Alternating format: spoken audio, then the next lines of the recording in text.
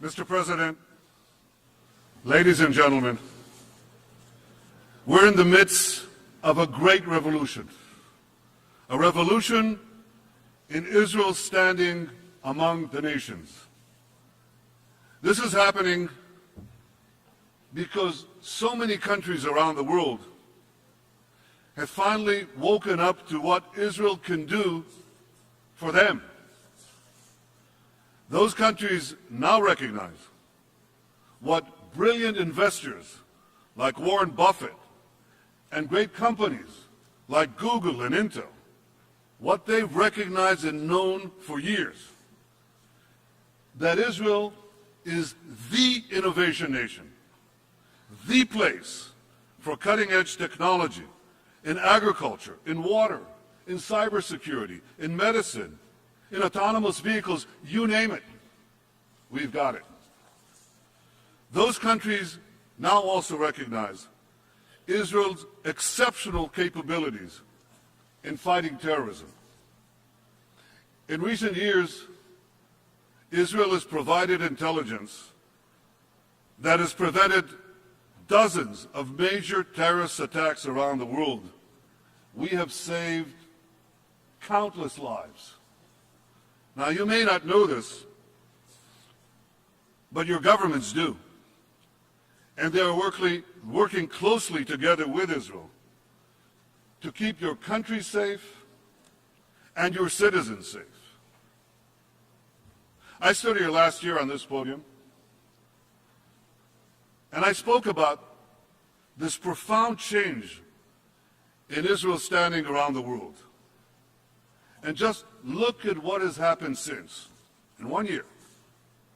Hundreds of presidents, prime ministers, foreign ministers, and other leaders have visited Israel, many for the first time. Of these many visits, 2 were truly historic. In May, President Trump became the first American president to include Israel in his first visit abroad. President Trump stood at the Western Wall, at the foot of the Temple Mount, where the Jewish people, or rather the Jewish people's temples, stood for nearly 1,000 years. And when the president touched those ancient stones, he touched our hearts forever. In July, Prime Minister Modi became the first Indian Prime Minister to visit Israel. You may have seen the pictures. We were on a beach in Hedera. We rode together in a Jeep outfitted with a portable desalination device that some thriving Israeli entrepreneur invented. We took off our shoes, waded into the Mediterranean, and drank seawater that had been purified only a few minutes earlier. We imagined the endless possibilities for Israel, for India, for all of humanity. In the past year, Israel has hosted so many world leaders, and I had the honor of representing my country on 6 different continents. 1 year, 6 continents. I went to Africa, where I saw Israeli innovators increasing crop yields, turning air into water, fighting AIDS. I went to Asia, where we deepened our relations with China and with Singapore, and expanded our cooperation with our Muslim friends in Azerbaijan and Kazakhstan. I went to Europe, where in London and Paris, Saloniki and Budapest, we enhanced our security and economic ties. I went to Australia, becoming the first Israeli Prime Minister to visit our great allies down under. And just last week, I went to South America, visiting Argentina and Colombia.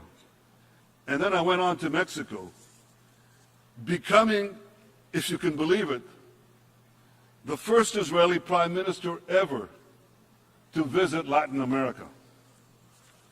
After 70 years, the world is embracing Israel, and Israel is embracing the world. 1 year,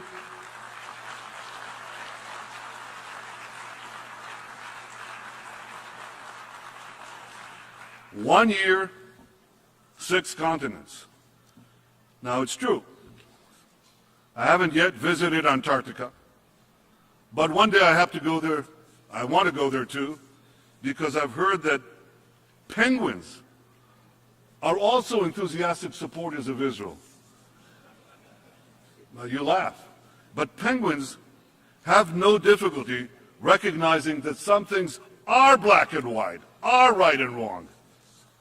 And unfortunately, when it comes to UN decisions about Israel, that simple recognition is too often absent. It was absent last December when the Security Council passed an anti-Israel resolution that set back the cause of peace.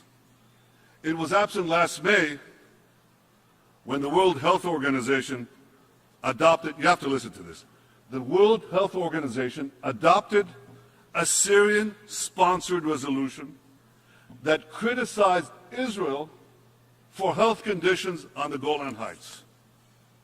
As the great John McEnroe would say, you cannot be serious. I mean, this is preposterous. Syria has barrel-bombed, starved, gassed, and murdered hundreds of thousands of its own citizens and wounded millions more, while Israel has provided life-saving medical care to thousands of Syrian victims of that very same carnage. Yet who does the World Health Organization criticize? Israel. So is there no limit to the UN's absurdities when it comes to Israel? Well, apparently not, because in July, UNESCO declared the Tomb of the Patriarchs in Hebron a Palestinian World Heritage Site. That's worse than fake news. That's fake history. Mind you, it's true that Abraham, the father of both Ishmael and Isaac, is buried there. But so too are Isaac, Jacob, Sarah, Rebecca. Sarah is a Jewish name, by the way. Sarah, Rebecca, and Leah, who just happen to be patriarchs and matriarchs of the Jewish people. Well, you won't read about that in the latest UNESCO report, but if you want to, you can read about it in a somewhat weightier publication. It's called the Bible. I highly recommend it. I hear it even got 4.5 out of 5 stars on Amazon. And it's a great read. I read it every week. Ladies and gentlemen, a moment to be serious. Despite the absurdities, despite the repetition of these farcical events, there is change. Slowly but surely, there are signs of positive change even at the United Nations. Mr. Secretary General, I very much appreciate your statement that denying Israel's right to exist is anti-Semitism, pure and simple. Now that's important, because for too long, the epicenter of global anti-Semitism has been right here at the UN. And while it may take many years, I'm absolutely confident that the revolution in Israel's ties with individual nations will ultimately be reflected here in this Hall of Nations. I say that because there's also a marked change in the position of some of our key friends. Thanks to President Trump's unequivocal support for Israel in this body, that positive change is gathering force. So thank you, President Trump. Thank you for supporting Israel at the UN. And thank you for your support, Ambassador Nikki Haley. Thank you for speaking the truth about Israel.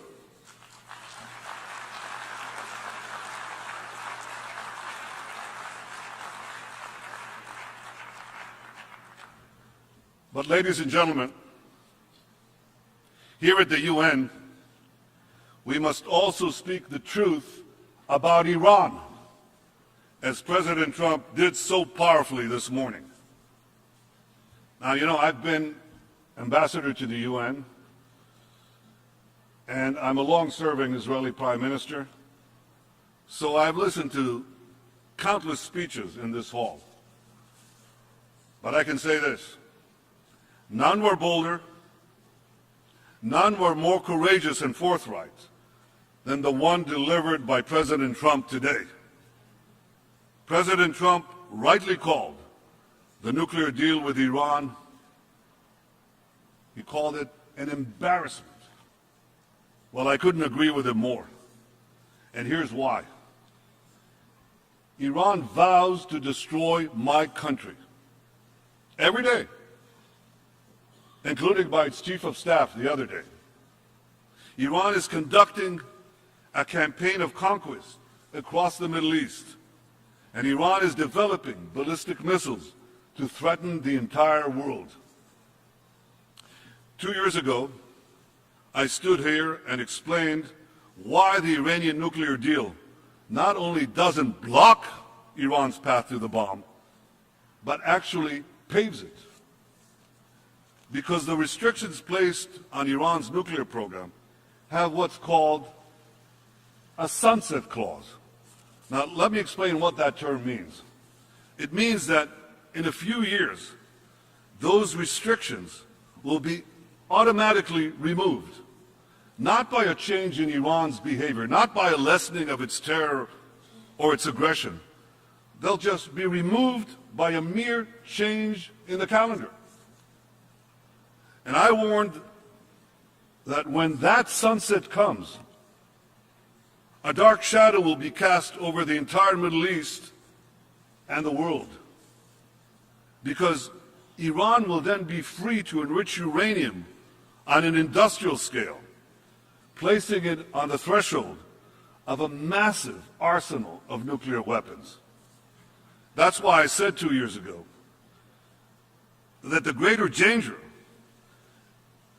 is not that Iran will rush to a single bomb by breaking the deal, but that Iran will be able to build many bombs by keeping the deal. Now, in the last few months, we've all seen how dangerous even a few nuclear weapons can be in the hands of a small rogue regime. Now imagine the danger of hundreds of nuclear weapons in the hands of a vast Iranian Islamist empire with the missiles to deliver them anywhere on earth.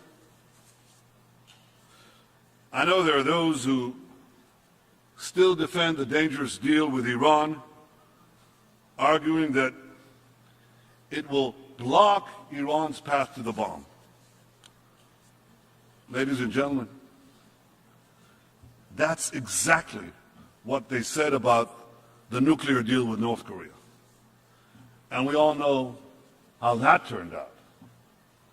Unfortunately, if nothing changes, this deal will turn out exactly the same way. That's why Israel's policy regarding the nuclear deal with Iran is very simple.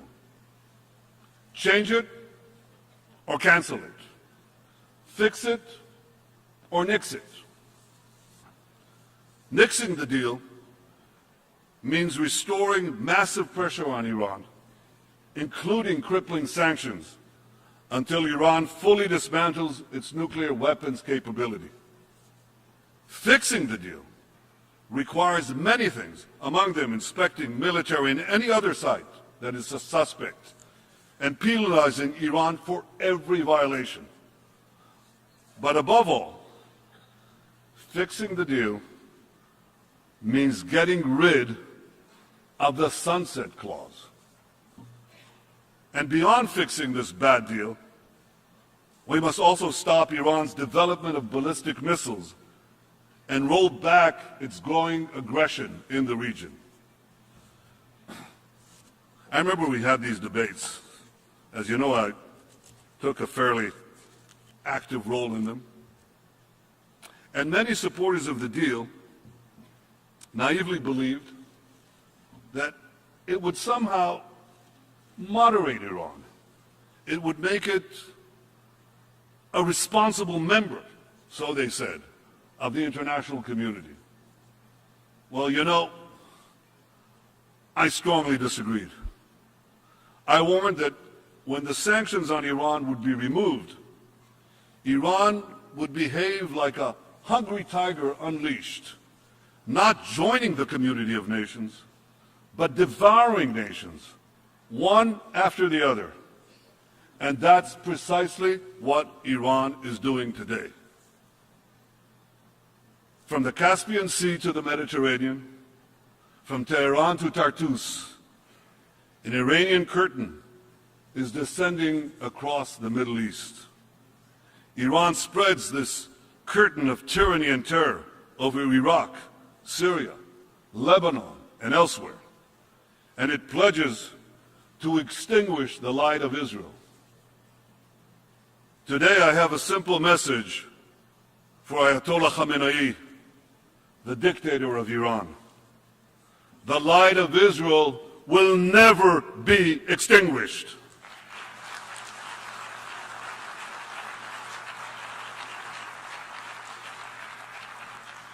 Netzach Yisrael lo yeshaker.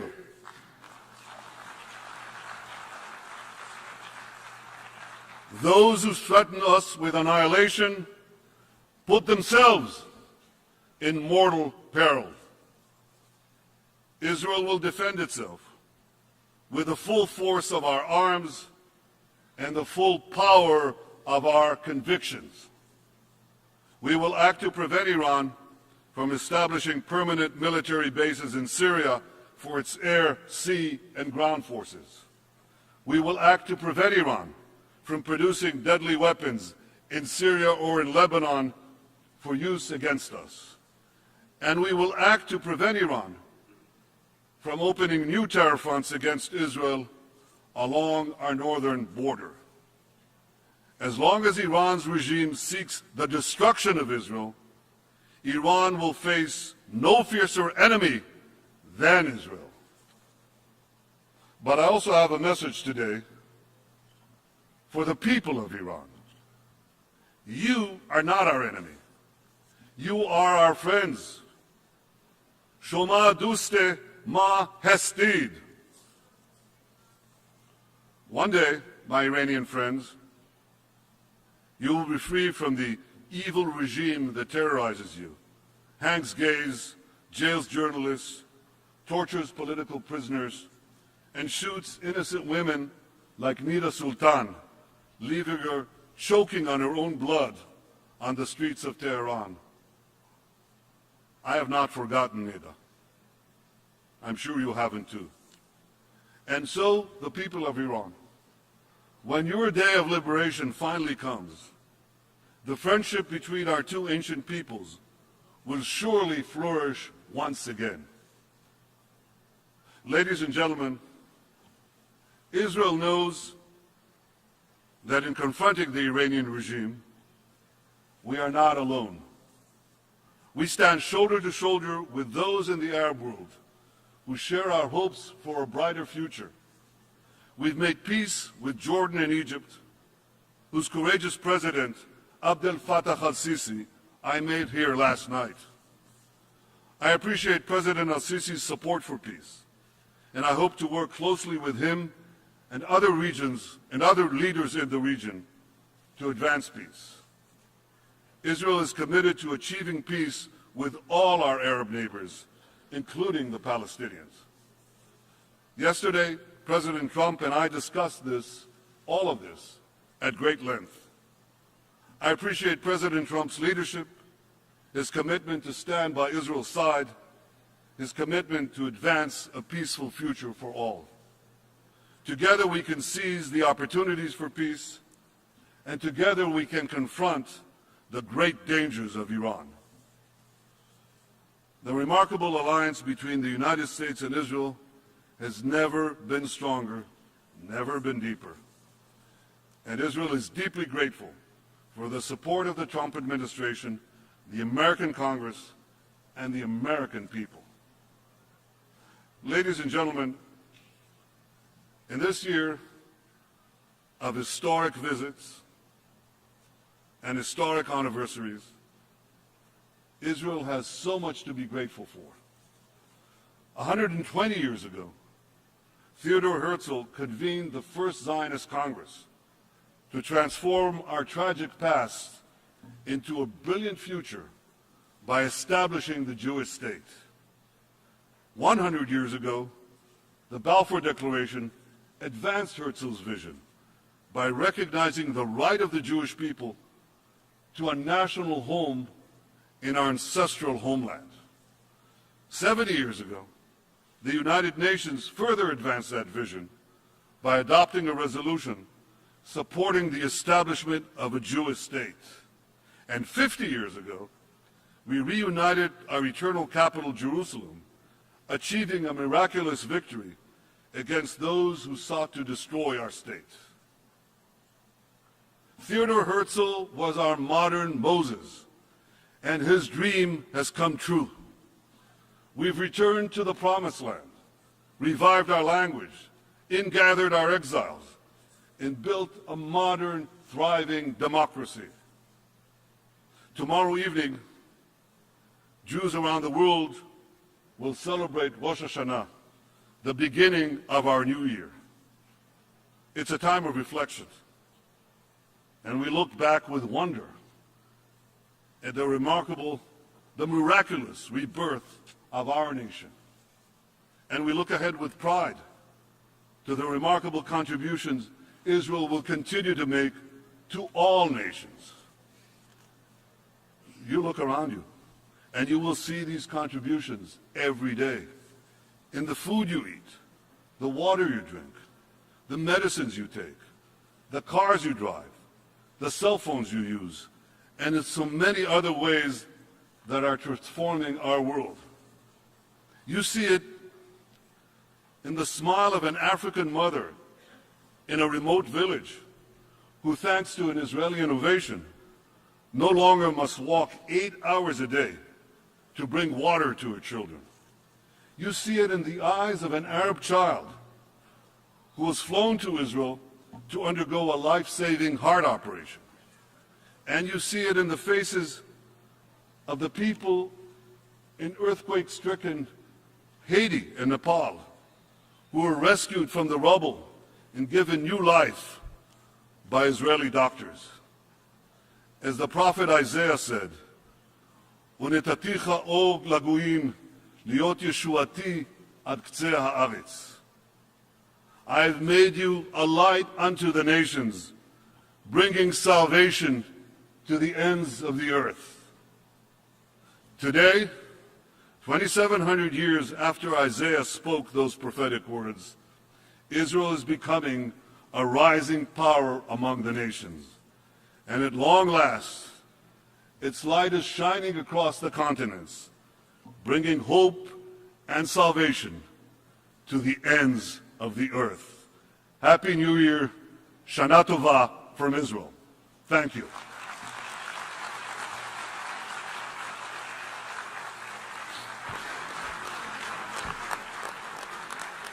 On behalf of the General Assembly, I wish to thank Prime Minister Netanyahu of the State of Israel for the statement just made. Thank you, Prime Minister, and let me wish you a Happy New Year, Shana Tova. I request protocol to escort His Excellency.